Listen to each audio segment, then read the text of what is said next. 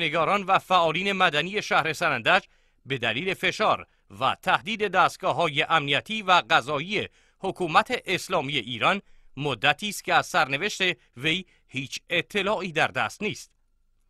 افشین ابراهیمیان، معاون سردبیر هفته‌نامه ندای گروس و از اعضای اصلی سازمان حقوق بشر کردستان، مدتی قبل به علت شکایت دکتر عبدالجبار کرمی، نماینده مردم سنندج در مجلس شورای اسلامی، از سوی ستاد خبری اداره اطلاعات و دادگاه انقلاب احضار گردیده است.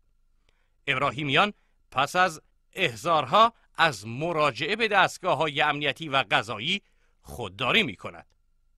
مدت 1 ماه است که این فعال مدنی از سوی نیروهای امنیتی حکومت اسلامی ایران مورد فشار و تهدید قرار گرفته که متعاقباً و در این اثنا وی ناپدید شده است.